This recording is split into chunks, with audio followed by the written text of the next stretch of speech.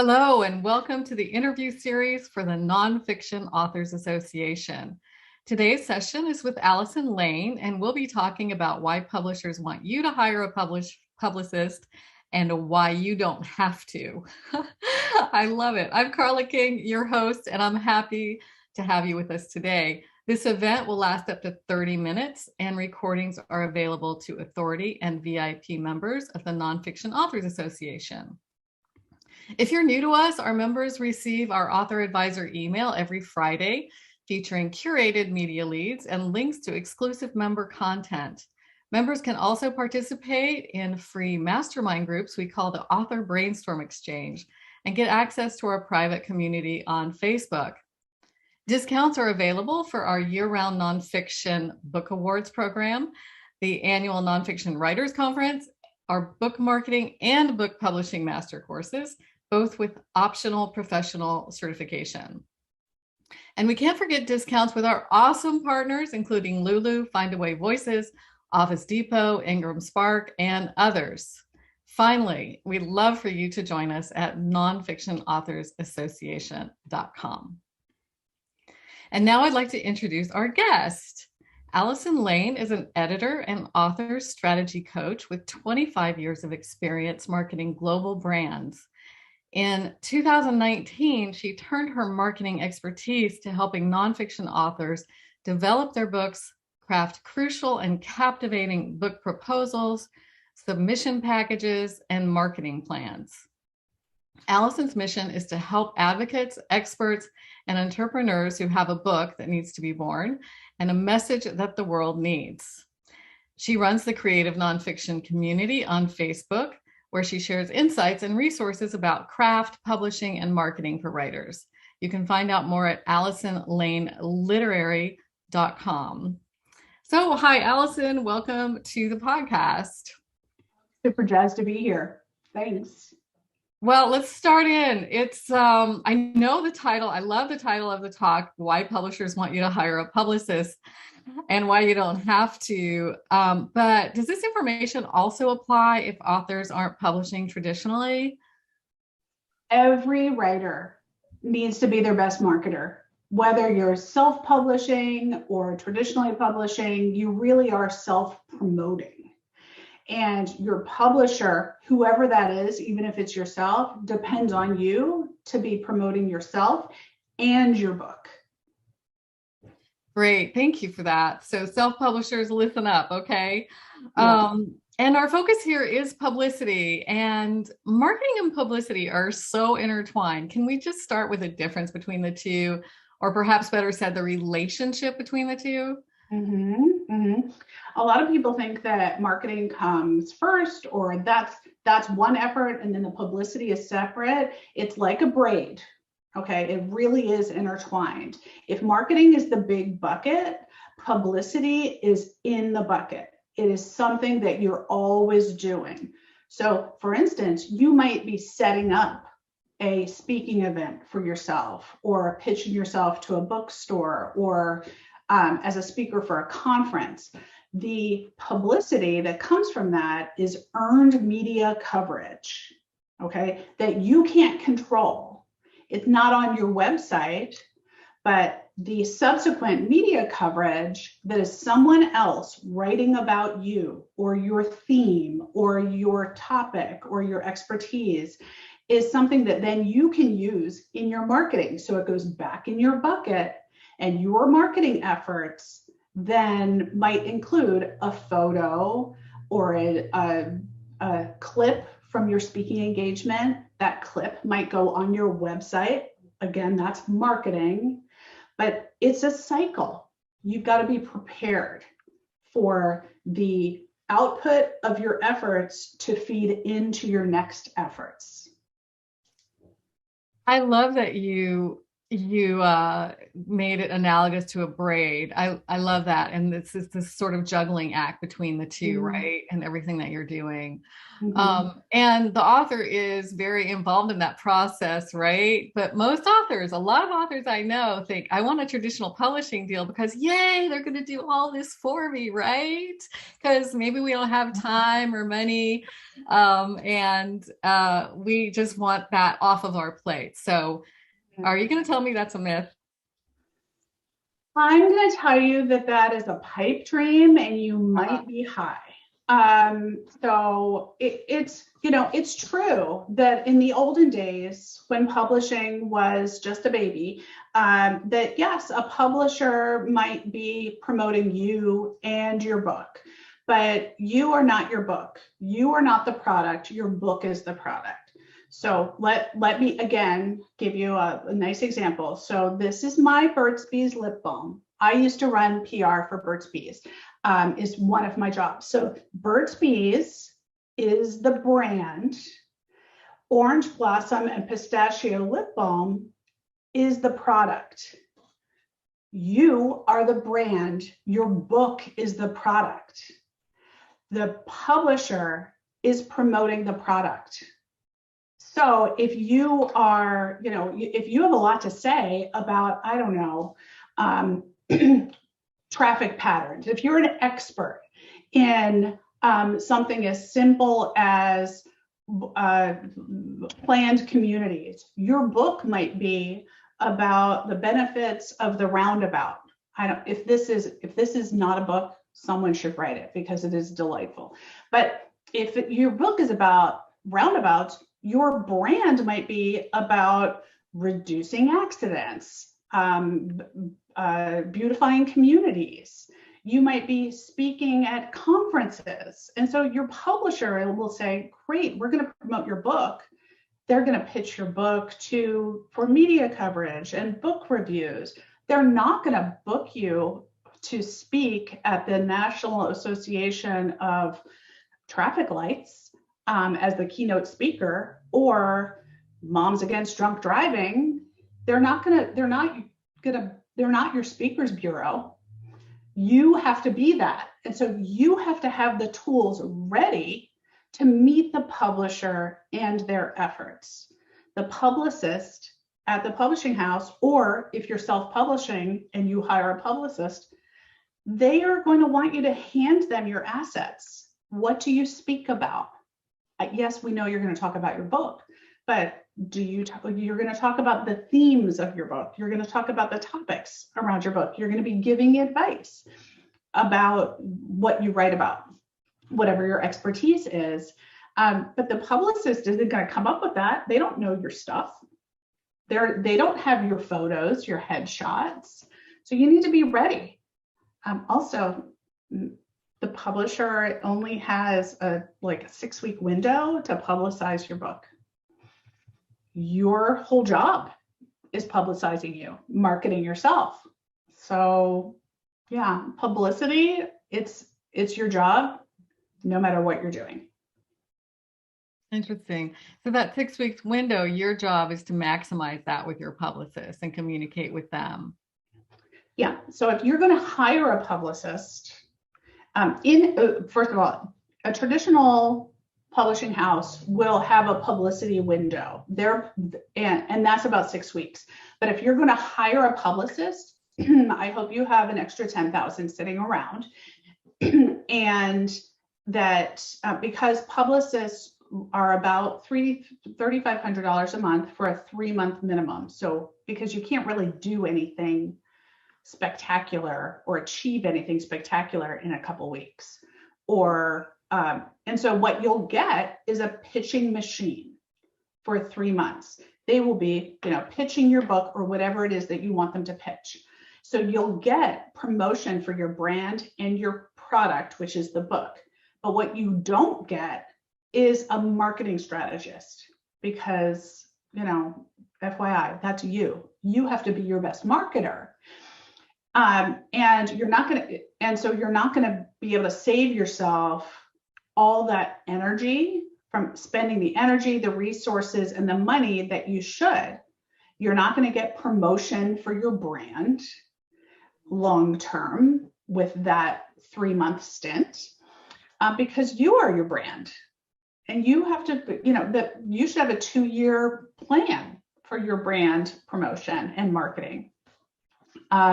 You also won't get a social media manager to manage all of your promotion. You won't get an assistant to connect to your peers to promote and distribute your ARCs, and you will not get a clone of yourself, despite us wanting that.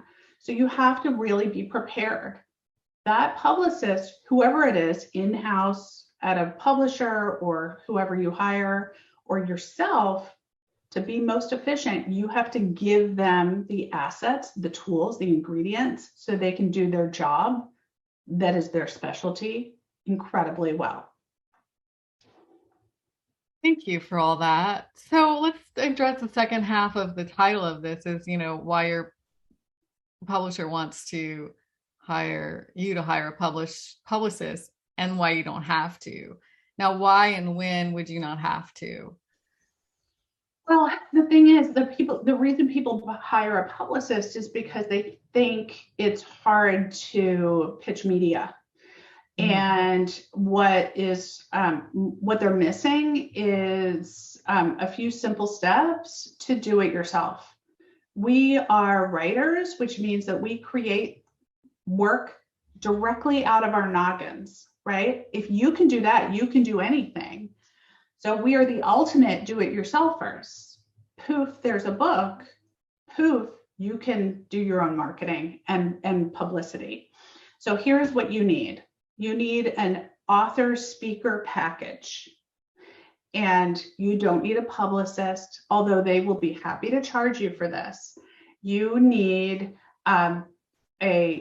your 3 photos of yourself, of just you, not cut out from a group photo, we don't want to see anybody's arm in a grip and grin photo from a wedding or 100 years ago, just you against a background that is not too busy, like a brick wall, a tree, anything like that, where it's just you, just from the nipples up. And just like, we call it a medium shot, but just you. And then your bio, and it needs to be written in a couple of ways. You'll want a first-person bio, a third-person bio, and a bio that's about 200 words. And you'll need a website and your social media presence. Just in one page. Just have that ready, because everyone's going to ask you for that. Then you'll need the questions you want to be asked. That way you give that to your publicist if you want to hire them. Or when the journalist says, I'd love to interview you, what questions should I ask you? You're ready for that. You'll want the angles and the stories that you'd want to pitch.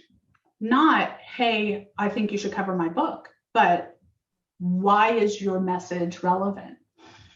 Again, traffic circles. These might be relevant in cities and towns where where there's gridlock. You'll need to know how much time do you have available to do this, and what kind, and a template pitch, which is, again, it's 2 paragraphs. You can do it, I swear. And if you need help, I have free resources on my website. Just go there. So you can really do this. And then if you still need the help, hire a publicist. That way, and get everything out of them that you can. Just don't waste your money having them prepare things that you can prepare in advance. Great. So yeah, I think some publishers are kind of used to doing that. We don't really look forward to it all that much. I know that some authors who do negotiate contracts via mostly with an agent to a publishing company negotiate time and money spent with a marketer and a publicist at the publishing company. Is that something that I know you work with people with creating agent pitches and stuff like that?